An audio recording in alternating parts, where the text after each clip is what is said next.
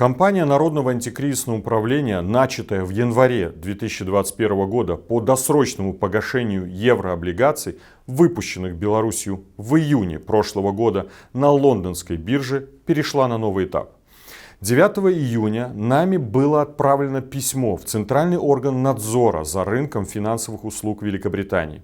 Мы призвали Великобританию провести расследование в отношении банков, которые выступили гарантом на лондонской бирже в 2020 году гособлигаций Беларуси на сумму более миллиарда долларов США.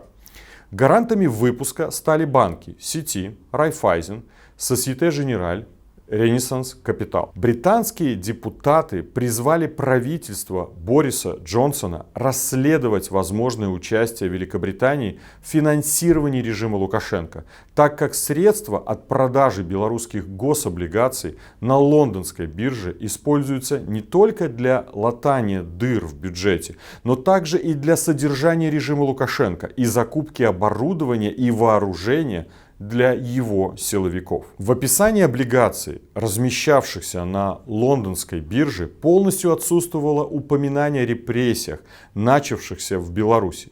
На момент размещения облигаций в тюрьме уже находились Сергей Тихановский и Виктор Бабарико.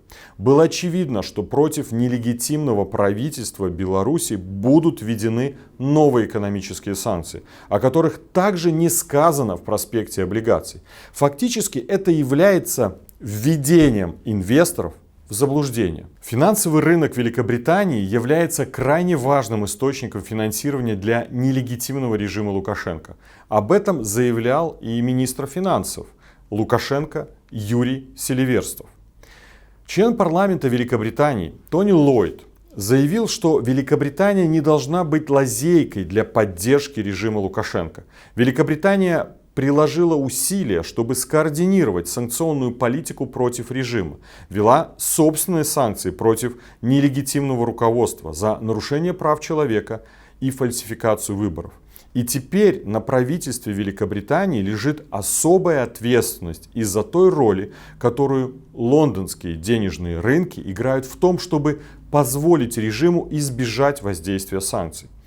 Члены парламента Великобритании призвали управление по финансовому регулированию и надзору этой страны расследовать размещение облигаций Беларуси на лондонской фондовой бирже. Мы приветствуем решение Великобритании начать расследование по кровавым облигациям Лукашенко.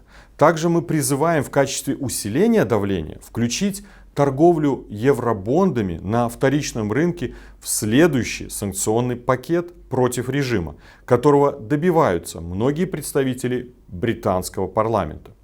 Надеемся, что следующий пакет британских санкций будет сильным и секторальным и будет принят в самое ближайшее время.